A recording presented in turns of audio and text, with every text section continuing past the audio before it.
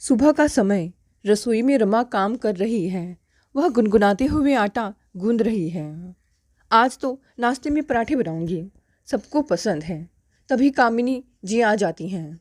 रमा, जरा जल्दी हाथ चलाओ, शालिनी को भी ऑफिस जाना है। उसकी चाय बनाकर कमरे में ले आओ। और हाँ, निधि का नाश्ता भी बना देना। जी माँ जी, मैं बना रही हूँ, अभी लेकर आती हूँ। इधर कमरे में शालिनी आराम से आईने के सामने मेकअप करते हुए फ़ोन पर बात कर रही है। ओ गॉड, ये घर का माहौल तो मेरी लाइफ की स्टाइल से बिल्कुल अलग है। अच्छा हुआ मम्मी जी समझती हैं मुझे। तभी रमा ट्रे लेकर आती है। ये लो चाय शालिनी, नाश्ता भी लाती हूँ। शालिनी नाक सिकोड़ते हुए, थोड़ी देर तो आराम करने दिया करो भाभी, और प्लीज़ थोड़ा पतला दूध डाला करो चाय में। रमा मुस्कुरा कर चली गई। बैठक में रामशरण अखबार पढ़ रहे थे। रमा बेटा, तुम सुबह से अकेली लगी रहती हो। छोटी बहू कुछ मदद करती है या नहीं? नहीं बापूजी, बहू तो दफ्तर चली जाती है, लेकिन चिंता मत कीजिए, मुझे आदत है काम की। अब रात का समय था। मनोज और रमा अपने कमरे में बैठे थे। रमा, तुम इतना सब कुछ अकेली कैसे कर लेती हो? मम्मी को बोलो ना, थोड़ा शालिनी से भी हाथ बंटवाएं।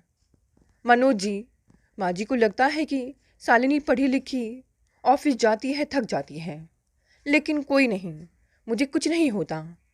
पर मुझे होता है जब मैं तुम्हारी थकावट देखता हूँ ना। अरे आप इतना परेशान ना हो, मुझे अच्छा लगता है सबकी सेवा करना। रमा का धैर्य, उसकी सेवा और त्याग, सब चुपचाप बह रहे थे। लेकिन हर धैर्य की भी एक सीमा होती है। सुबह का समय था। घर में हलचल है। रसोई में रमा काम में व्यस्त है। शालिनी तैयार हो रही है। और निधि, घर की सबसे छोटी बेटी, अभी तक अपने बिस्तर में चादर ओढ़े पड़ी है। कामनी जी आवाज़ लगाते हुए बोली, रमा, निधि को उठा दिया क्या? उसे कॉलेज जाना है ना आज? जी माँ जी, अभी उठाती हूँ। रमा थकी हुई सी निधि के कमरे में जाती है। दरवाज़ा खटखटाती है। निधि बेटा, उठ जाओ, मम्मी जी बुला रही हैं, कॉलेज का वक्त हो गया है। अंदर से नींद में खींचती हुई आवाज़ आती है, उफ भाभी, प्लीज़ आज मेरा लेक्चर नहीं है, मुझे सोने दीजिए। ठीक है बेटा, मैं नीचे चाय रख देती हूँ, जब उठो तब पी लेना। रमा लौटकर रसोई में काम में लग गई। इसी बीच घर की छोटी बहू शालिनी आती है, खूब सजे धजे रूप में। रमा भाभी, मेरी ब्रेकफास्ट रेडी नहीं हुआ क्या अभी तक? रमा थोड़ी हड़बड़ाहट में बोली, बस अभी परोसती हूँ। इधर सबकी चाय नाश्ते की तैयारी कर रही थी। शालिनी नाक सिकोड़ते हुए बोली, आपको मल्टीटास्किंग सीखनी चाहिए भाभी। आजकल औरतें घर भी संभालती हैं और ऑफिस भी। कामनी जी वहीं बैठी सुन रही हैं। तुरंत रमा को घूरते हुए बोलती है, शालिनी ठीक कह रही है, थोड़ा चुस्ती से काम किया करो रमा। जब सब जानती हो तो गलती क्यों होती है? रमा ने चुपचाप सिर झुका लिया। दिन यूं ही बीत रहे थे। एक दिन दोपहर में कामिनी जी की बड़ी बेटी दीपाली अपनी दो बेटियों के साथ पहुंच गई। सामान के दो बैग लेकर सीधे अंदर। माँ, बच्चों की छुट्टियां है तो सोचा हफ्ते भर यही रह लूँ। कामिनी जी खुश होकर बोली, बहुत अच्छा किया बेटा, यहाँ आकर मन भी लग जाएगा। तभी रमा दौड़कर पानी लाती है, फिर बच्चों को बिस्कुट देती है, कमरे तैयार करती है, सबकी देखभाल में जुट जाती है। वो दोपहर यूं ही दीपाली और उसके ससुराल वालों के बारे में सुनकर बीत गया। शाम को रामशरण जी आते हैं। रमा उनके लिए चाय लेकर आती है। बहू, थोड़ा अपनी ननंद निधि को भी बोल दिया कर काम करने को। बहू दिन भर तो सबका काम करती रहती हो, थोड़ा खुद का ख्याल भी रखा करो। आज बहुत थकी सी लग रही हो। रमा मुस्कुरा कर बोली, बाबूजी, जब आप लोग संतुष्ट हों तो मुझे ताकत अपने आप मिल जाती है। और निधि हर बात का उल्टा जवाब देती है, इसीलिए मैं उसे कुछ नहीं कहती। यह सब तेरी सास की छूट का अंजाम है। रात के 11 बज रहे थे। निधि फ़ोन पर किसी से बातें कर रही थी और थोड़ी देर बाद धीरे से छत की सीढ़ियों की ओर चली गई। हाँ, मैं आ रही हूँ, बस 10 मिनट। हाँ, बाइक लेकर आना, किसी को कुछ मत बताना। निधि धीरे से घर से निकल गई। अगली सुबह घर में कोहराम मच गया। कामिनी जी घबरा कर बोली, अरे निधि, निधि कहाँ है मेरी बच्ची? सब जगह खोजबीन शुरू हो गई। रामशरण जी सख्त स्वर में बोले, कामिनी, यही लाड प्यार था तुम्हारा, ना पढ़ाई की चिंता ना शालीनता की। देख लिया अब नतीजा। तब से शालिनी बोल पड़ी, मम्मी जी, आपको पहले से ही कहा था कि निधि को ज़रा कंट्रोल में रखें। देखिए अब क्या हुआ। मम्मी जी, निधि शायद नाराज़ थी किसी बात से, लेकिन आप चिंता मत कीजिए, पुलिस में शिकायत करते हैं। यह सलाह रमा ने दिया। अचानक कामनी जी को एक फ़ोन आता है। फ़ोन निधि का ही था। मम्मी, मैंने अतुल के साथ मंदिर में शादी कर ली। आप लोग मुझे ढूंढने की कोशिश ना करें, मैं बहुत खुश हूँ। कामिनी जी हक बकाते हुए बोली, क्या मेरी बेटी बिना बताए शादी कर ली? फ़ोन गिर पड़ता है हाथ से। कामिनी जी गस खाकर गिरने को होती हैं। रमा उन्हें सहारा देती है। कामिनी जी रोते हुए बोली, मैंने ही उसे बर्बाद कर दिया, मैंने ही कुछ नहीं सिखाया, सब मुझसे नाराज़ हैं। शालिनी चुपचाप खड़ी है और दीपाली अपने कमरे में जा चुकी है। अमित और मनोज को खबर कर दी जाती है। निधि की गलती ने पूरे घर की नींव हिला दी थी। अब जो दरारें थी वह गहराने लगी थी, लेकिन वो आवाज़ जो अब तक दबाई जाती रही वह धीरे धीरे मुखर होने लगी थी। रमा अब भी चुप थी, पर कितनी देर तक? अगले दिन सुबह घर में सन्नाटा पसरा हुआ है। कामिनी जी की आंखें रात भर की जागी हुई लग रही हैं। रामशरण जी बैठक में बैठकर चुपचाप अखबार के पन्ने पलट रहे हैं, लेकिन पढ़ कुछ भी नहीं पा रहे हैं। रसोई में बड़ी बहू रमा चाय बना रही है। उसकी आंखों में भी थकावट और चिंता झलक रही है। छोटी बहू शालिनी तैयार होकर अपने ऑफिस के लिए निकल रही है। शालिनी मोबाइल कान पर लगाए हुए किसी से बात कर रही थी। हाँ सिम्मी, तूने सुना? मेरी ननंद भागकर शादी कर ली, और वो भी एक मामूली से लड़के के साथ। सोच मेरी हालत कैसी है। अब मुझे ऑफिस में सब लोग क्या कहेंगे। रमा पास से गुजरती है मगर कुछ नहीं कहती। शालिनी रमा को देखते हुए खींचकर बोली, और इन सब के कारण तो यही घर की पुरानी सोच है। सबकी आज़ादी छीन लो, बस बहुओं से सेवा करवाते रहो, फिर यही होगा। थोड़ी देर बाद शालिनी घर से निकल जाती हैं। तभी घर की बड़ी बेटी दीपाली कमरे से बाहर निकलती है, बालों में तेल लगाए, बेमन से दुपट्टा ओढ़े। मम्मी, अब लोगों को क्या जवाब दूँ? मेरी सहेली रेखा ने तो ताना भी मार दिया कि हमारी बहन तो बहुत बोल्ड निकली। अब तो मुझे मायके आने में भी शर्म आने लगी है। कामिनी जी सिर झुकाए बोली, दीपाली बेटा, तू तो जानती है मैंने निधि को कभी डांटा नहीं, कभी कुछ नहीं कहा। उसे जो चाहिए था मैंने दिया, सब मेरी वजह से हुआ। रामशरण जी धीरे से मगर सख्त लहजे में बोल पड़े, यही तो गलती की तुमने कामिनी। प्यार और बिगाड़ के बीच का फ़र्क कभी समझा नहीं तुमने। दोपहर का वक्त था। बाहर गली में कुछ औरतें खड़ी बातें कर रही थी। पहली पड़ोसन, अरे कामनी जी की बेटी ने तो पूरे मोहल्ले में नाक कटा दी। सुना है लड़का तो कहीं का नहीं है, काम धंधा भी ढंग का नहीं। दूसरी पड़ोसन, बिल्कुल, और कामनी जी तो हमेशा अपने बच्चों की शान बघारती थीं। अब क्या कहेंगे। मनोज यह बातें सुन लेता है, लेकिन चुपचाप घर की ओर लौट जाता है। रमा मनोज के साथ कमरे में बातें कर रही थी। रमा, मैं ऑफिस से छुट्टी लेकर घर पर ही रहूँगा कुछ दिन। पापा भी बहुत परेशान हैं, और मम्मी का तो हाल ही देखा है तुमने। हाँ मनोज जी, आप सही कह रहे हैं। मम्मी जी बहुत टूटी हुई हैं। मैं कोशिश करती हूँ उन्हें थोड़ा संभाल सकूँ। लेकिन रमा, तुम कब तक सब अकेली सहती रहोगी? दीपाली, शालिनी, निधि, सबका गुस्सा भी तुम पर आता है। रमा हल्के से मुस्कुराते हुए बोली, कभी कभी एक इंसान को ही पूरा घर संभालना पड़ता है, जब बाकी सिर्फ नाम के अपने होते हैं। रात का समय था। रमा थकी हुई सी रसोई समेट रही थी। तभी रामशरण जी चुपचाप पीछे आकर खड़े होते हैं। बहू, कुछ कहूँ? रमा चौंक कर फिर मुस्कुरा कर बोले, जी बाबूजी। तुम्हें शायद कोई नहीं कहे, पर मैं कहना चाहता हूँ। आज इस घर में जो भी बाकी है वो तुम्हारे कारण ही है। मैं देखता हूँ तुम दिन भर सबका काम करती हो, फिर भी कभी शिकायत नहीं करती। और अब जब घर सच में टूटने लगा है तब भी तुम इसे जोड़े रखने की कोशिश कर रही हो।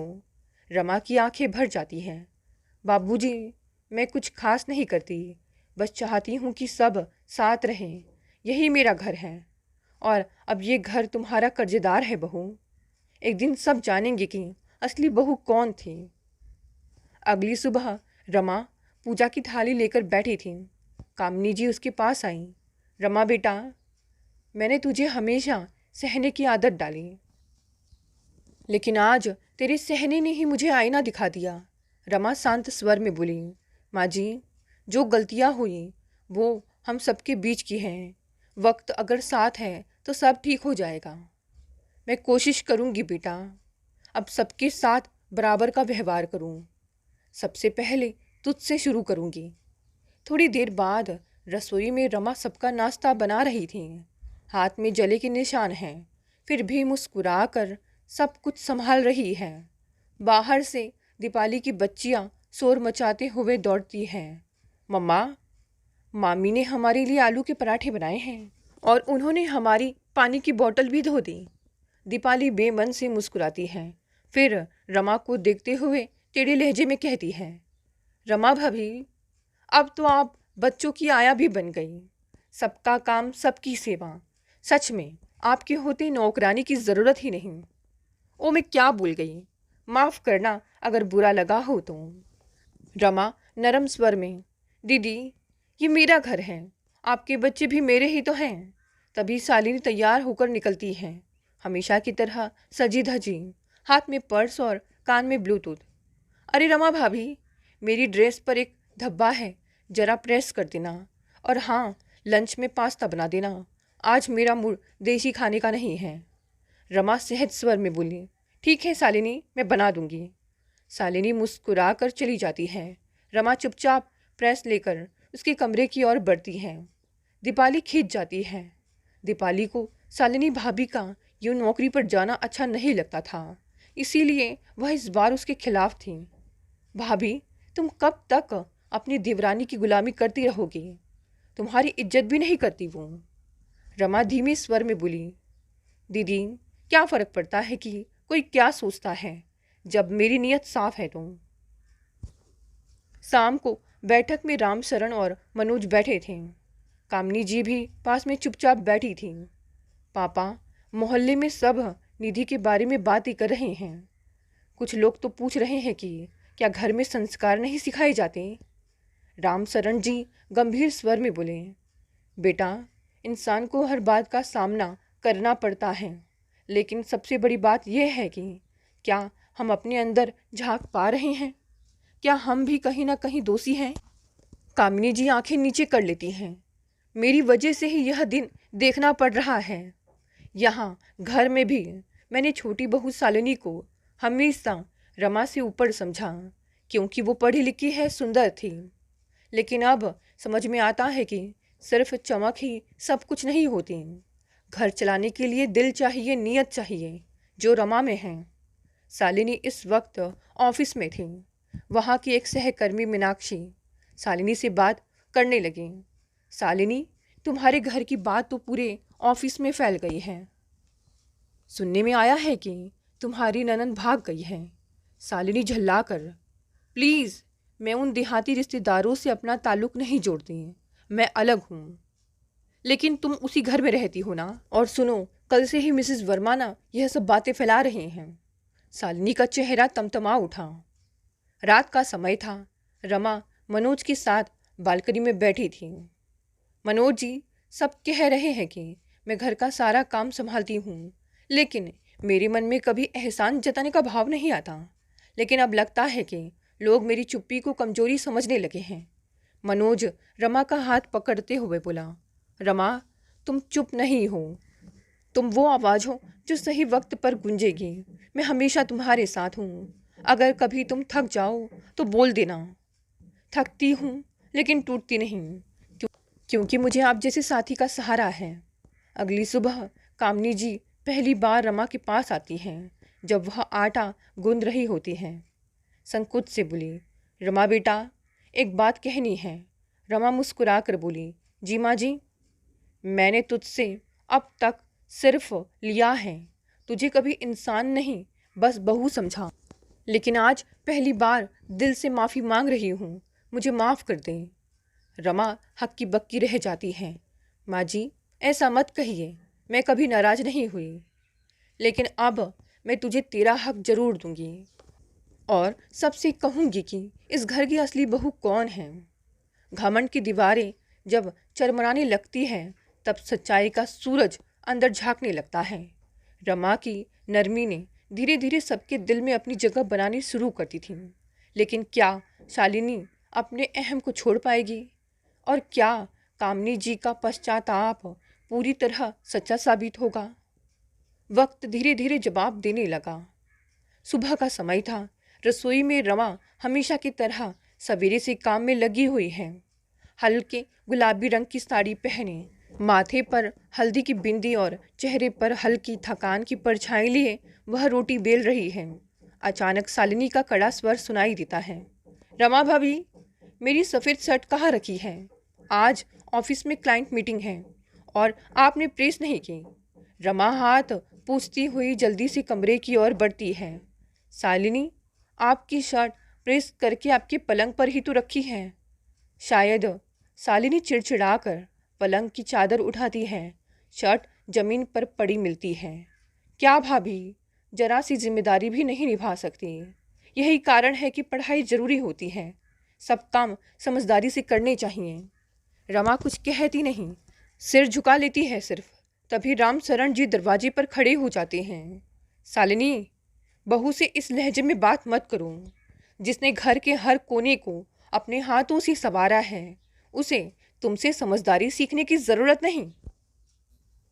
ससुर की डांट सुनकर शालिनी चुप हो जाती है और तमतमाई हुई तैयार होकर ऑफिस चली जाती है। बैठक में दीपाली बैठी है, हाथ में मोबाइल, थोड़ी झुंझलाई हुई। तभी रमा पानी लेकर आती है। दीदी लीजिए पानी, साथ में कुछ खाने को ले आऊं? वाह रमा भाभी, अभी तो इस घर की महारानी बन गई हो। मम्मी भी तुम्हारी तारीफ करने लगी है। दीदी, मैं तो वही हूँ, बस सबका नज़रिया बदल गया है। दीपाली तेज स्वर में बोली, नहीं, तुम अब सीधी सादी बहू नहीं रही, अब तुम चालाक हो गई हो। सबका ध्यान रख रख कर सबकी हमदर्दी ले ली और अब मम्मी तक को बदल डाला। दीदी, मुझे किसी की हमदर्दी नहीं चाहिए, बस सम्मान चाहिए, जो हर इंसान का हक होता है। दीपाली कुछ बोलती तभी मनोज आ गया। दीदी, अगर आपने रमा को समझने की कोशिश की होती तो ऐसी बातें कभी नहीं कहती।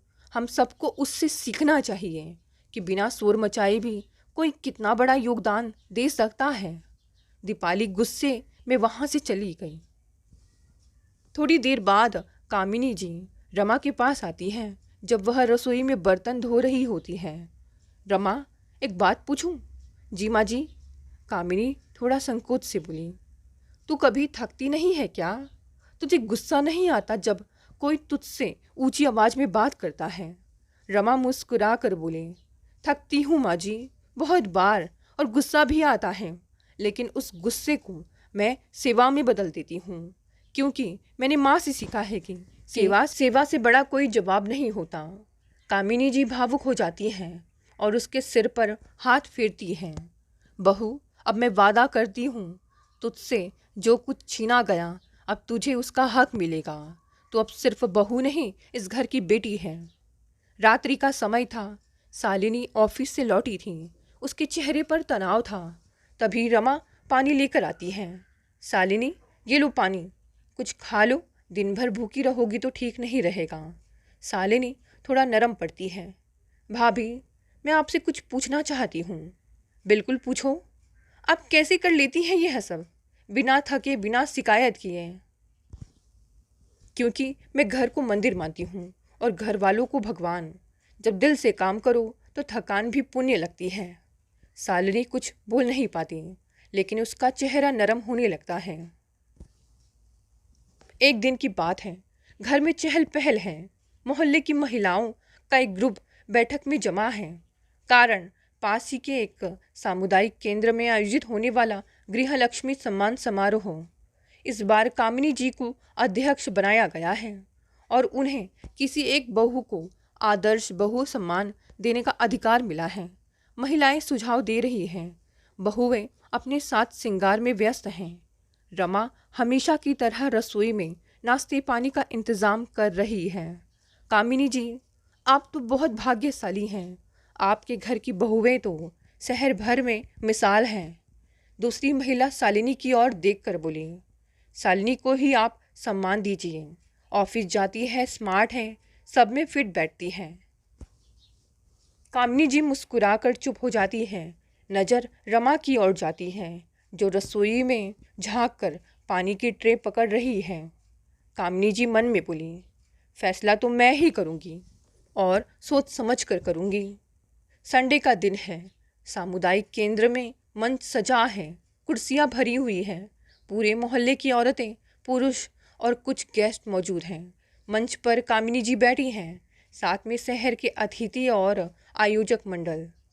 अब हम आमंत्रित करते हैं कार्यक्रम की अध्यक्ष श्रीमती कामिनी देवी को, जो आज आदर्श बहू का पुरस्कार उस गृहिणी को देंगी जिसने परिवार और समाज दोनों के लिए मिसाल कायम की है। कामिनी जी खड़ी होती हैं, हाथ में माइक लेती हैं। पूरा परिवार सामने पंक्ति में बैठा है। शालिनी सजी धजी, दीपाली भी बनी ठनी और रमा सफ़ेद साड़ी में सादा किंतु तेजस्वी। बहुत लोगों ने मुझे कहा कि मैं पढ़ी लिखी ऑफिस जाने वाली बहू को पुरस्कार दूं, लेकिन आज मैं अपनी अंतरात्मा की आवाज़ सुन रही हूँ। एक ऐसी बहू को सम्मानित कर रही हूँ जिसने न कभी दिखावा किया ना शिकायत, लेकिन हर दिन हर पल इस परिवार को अपने कर्मों से सींचा। शालिनी और दीपाली की आंखें फैल जाती हैं। आज का आदर्श बहू सम्मान मैं देती हूँ अपनी बड़ी बहू रमा को। पूरा मंच तालियों से गूंज उठता है। रमा घबरा कर उठती है, मंच तक जाती है। उसकी आंखों में आंसू हैं। आयोजक फूलों की माला पहनाते हैं, शॉल उड़ाते हैं और एक स्मृति चिन्ह देते हैं। रमा संकोच से माइक लेते हुए बोली, मैं कोई खास नहीं हूँ, मैंने सिर्फ अपना कर्तव्य निभाया है। लेकिन आज जब मुझे इतना सम्मान मिला तो एक बात ज़रूर कहूँगी, एक बहू को सिर्फ बहू नहीं बेटी समझिए, तब वो पूरे घर को संवार सकती है। तालियां फिर से बज उठती है। मनोज गर्व से मुस्कुरा रहा है। रामचरण की आंखों में चमक है, लेकिन शालिनी और दीपाली की नज़रें नीचे झुकी हुई हैं। रात का समय था, सभी अभी अभी कार्यक्रम से लौटे थे। कामिनी जी सबके सामने, आज जो मैंने किया वो देर से किया, लेकिन सही किया। रमा को जो हक मिलना चाहिए था वो अब मिलेगा, इस घर की बराबरी में। रमा कुछ कहने को होती है, लेकिन रामचरण जी बीच में बोलते हैं, और ये घर अब सिर्फ रस्मों से नहीं, रमा जैसे मूल्यों से चलेगा। इधर कमरे में शालिनी अकेली बैठी है, मुंह लटकाए हुए। दीपाली अंदर आती है। भाभी, क्या सोच रही हो? शालिनी गुस्से से। सब उस रमा भाभी के आगे झुक रहे हैं। मम्मी भी अब उन्हें देवी बना रही हैं। दीपाली आंखें मटका कर बोली, अब जब सारा मोहल्ला तालियां बजा रहा था तो मुझे भी थोड़ा ना चुभा, लेकिन क्या करें, वो है ही ऐसी, सबकी सेवा करती हैं और हम सिर्फ बातें। शालिनी बोली, लेकिन मुझे यह बात हजम नहीं हो रही। अगर उन्हें इतना मान मिलने लगा है तो घर में उनका प्रभाव भी बढ़ेगा, और मुझे ये कतई मंजूर नहीं, क्योंकि वो 10वीं पास और मैं एक इंजीनियर हूँ। दूसरे कमरे में रमा और मनोज अकेले बैठे हैं। रमा, आज जब तुम मंच पर खड़ी थी ना, मैंने पहली बार तुम्हें किसी देवी जैसी चमक में देखा। तुमने कभी अपने लिए कुछ नहीं मांगा, लेकिन आज तुम्हें वो मिल गया जो तुम्हारे हक का था।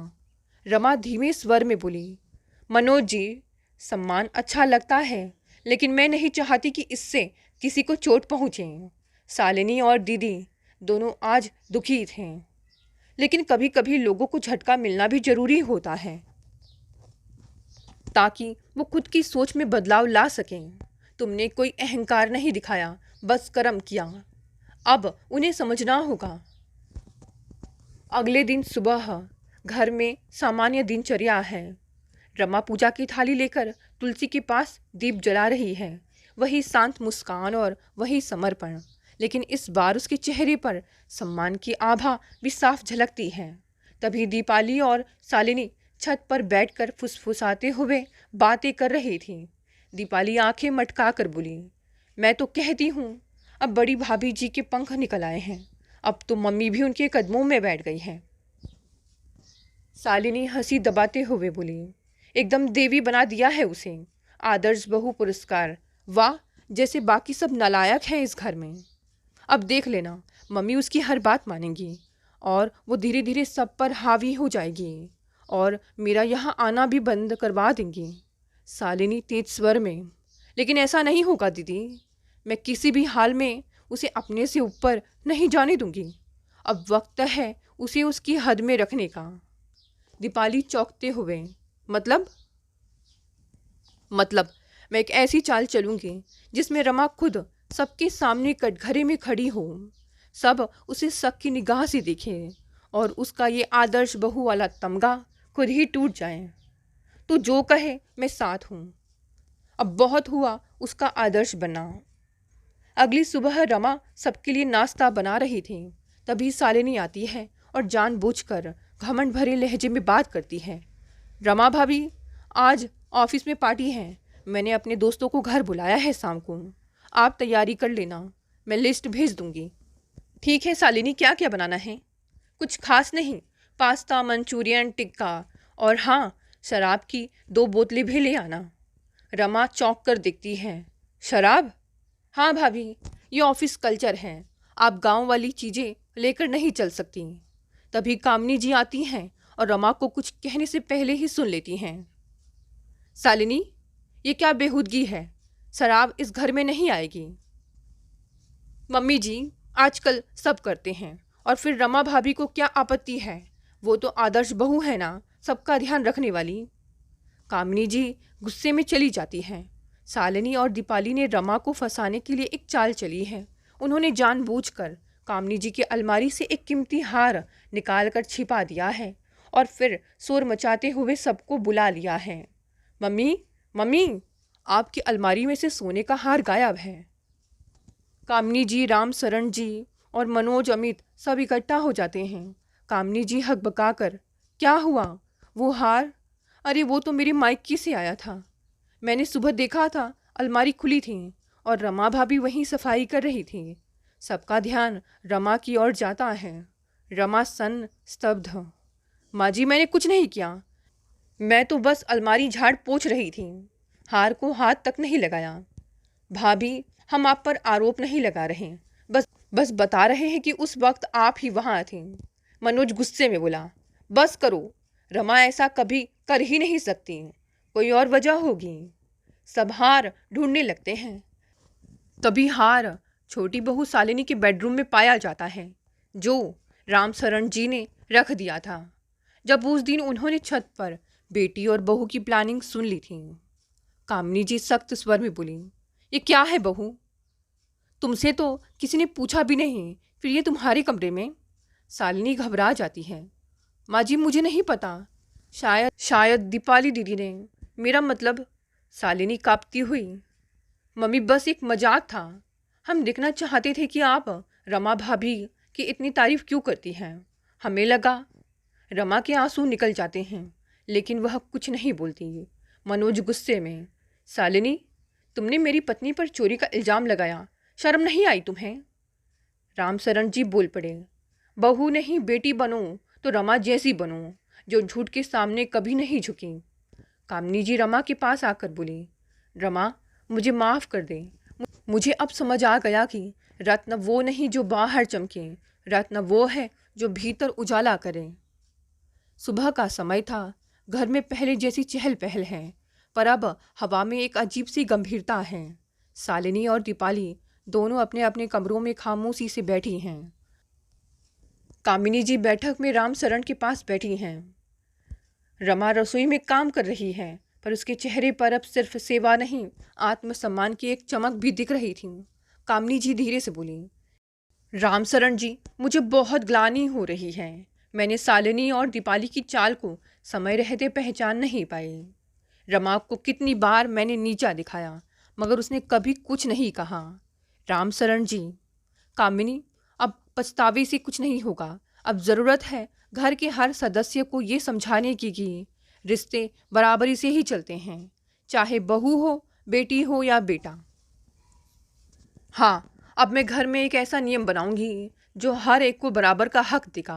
अब कोई बहू नौकरानी नहीं बनेगी और कोई बहू रानी भी नहीं। सबका हक और जिम्मेदारी बराबर। अगली सुबह रमा सब्जी काट रही हैं। मनोज ऑफिस जाने से पहले आता है। रमा, तुम अब पहले जैसी नहीं हो। अब तुम्हारी मुस्कान में आत्मविश्वास भी है। अच्छा, तुम्हें क्या चाहिए? मैं आज लेकर आऊँगा। या फिर हम दोनों छुट्टी मनाने कहीं दूर जाएं? वहीं दूसरी ओर दोनों चुपचाप बैठी हैं। शालिनी किताबें उलट पलट रही है और दीपाली खिड़की से बाहर देख रही है। शालिनी, क्या हमने कुछ ज़्यादा नहीं कर दिया? हाँ दीदी, रमा भाभी पर चोरी का इल्ज़ाम लगाना वो मेरा अब तक का सबसे घटिया काम था, और अब जब वो कुछ बोलती नहीं तो और शर्म आती है। मम्मी भी अब सबके सामने रमा भाभी की तारीफ करती है। मुझे लगता है हमें माफ़ी मांगनी चाहिए। शालिनी हिचकिचाते हुए, मैंने कभी माफ़ी नहीं मांगी, लेकिन शायद अब वक्त आ गया है। दोपहर का समय था। कामिनी जी ने सभी को बुलाया है। दीपाली, शालिनी, रमा, मनोज, अमित, रामशरण। कामिनी जी गंभीर स्वर में बोली, आज से इस घर में एक नया नियम लागू होगा। हर कोई अपना काम खुद करेगा। घर के हर काम को हम मिल बांट कर करेंगे, चाहे वो रसोई हो, सफाई हो या बच्चों का ध्यान रखना।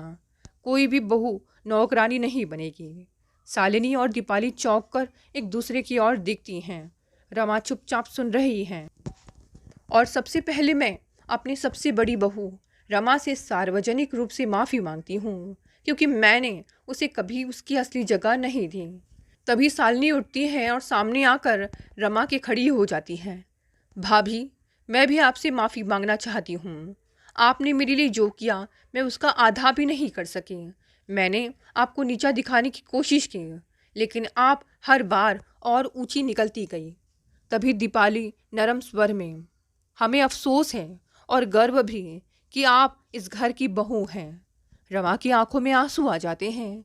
वो दोनों के हाथ पकड़ लेती है।